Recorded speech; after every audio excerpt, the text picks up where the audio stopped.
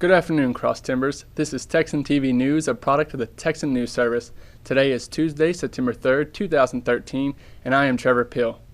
In today's headlines, Department of English Languages hosts International Evening with Polish musicians, Farm Equipment starts fire at Dublin Dairy, CBS and Time Warner come to an agreement to end blackout, a 64-year-old makes historic swim from Cuba to Florida, U.S.-Brazil tensions rise after new NSA spy report, Texas loses opener to the A's, and today's weather.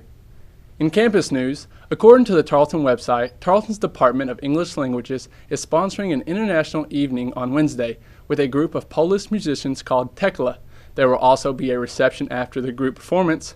The event will take place at the Langdon Center in Granbury and starts at 7:30 p.m. and ends at 8:45 p.m.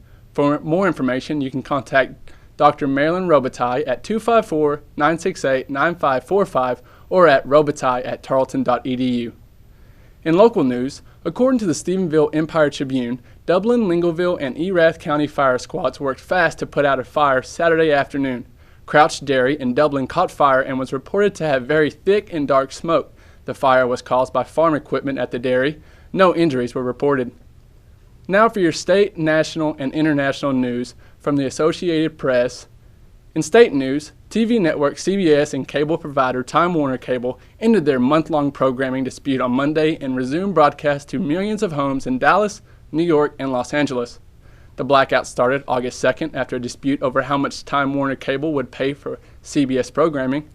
The disagreement came at a touchy time for networks and cable companies as more Americans are turning to alternative ways to watch TV, including Roku boxes and Apple TV. Added pressure was on the two companies to reach an agreement since the start of the football season is near and the U.S. Open tennis tournament had begun in New York. The agreement ended a blackout of CBS and CBS-owned channels that include Showtime Networks, CBS Sports Network, and the Smithsonian Channel. The blackout affected over 1 million customers in New York and Los Angeles each, and about 400,000 customers in Dallas. These are three of the nation's 5 most populated television markets.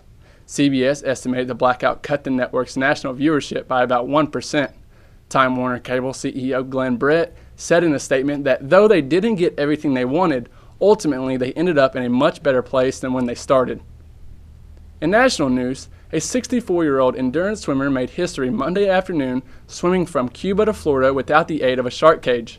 Diana Nyad made 4 attempts at the swim before, first in 1978 and 3 times during 2011 and 2012. Nyad said this was her final attempt to swim the 110-mile journey. The last 4 times she tried to swim, several things made her have to cut her attempt short, such as bad weather, jellyfish stings, and boat problems.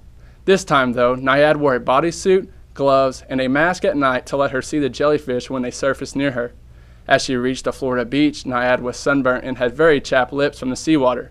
Nyad said she had 3 messages: never give up, you are never too old to chase your dream, and that endurance swimming looks like a solitary sport, but it's a team effort.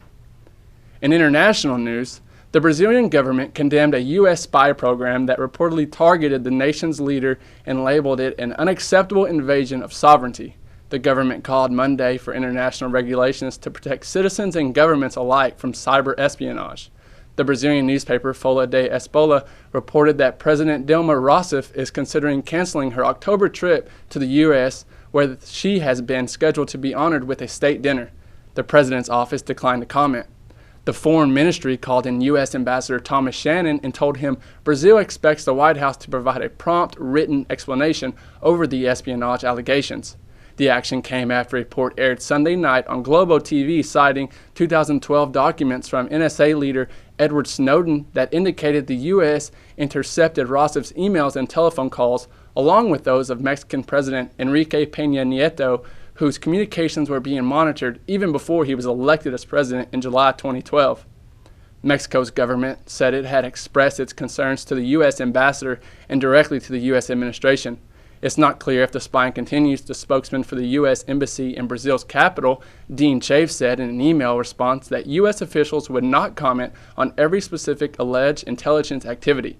Chaves went on to say that the U.S. values its relationship with Brazil and understands that they have valid concerns about the disclosures and will continue to engage with the Brazilian government in an effort to address those concerns.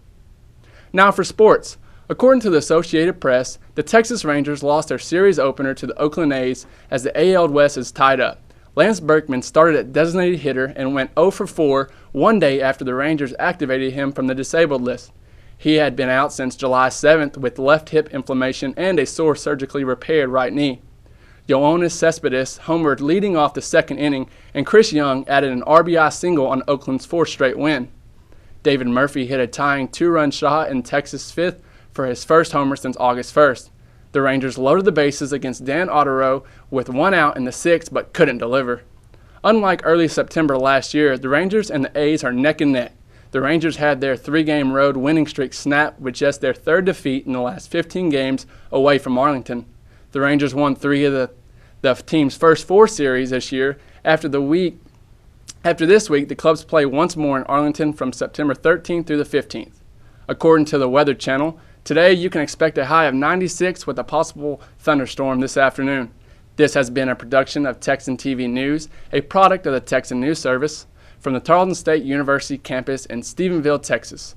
You can follow the Texan News Service on Facebook and Twitter, and check out our website at www.texannews.net for all of your latest local, state, national, and international news, as well as all your entertainment and sports. Today's broadcast was produced by Monet Gerald and Alyssa Wynn. I am Trevor Peele. Have a wonderful day, Tarleton Texans.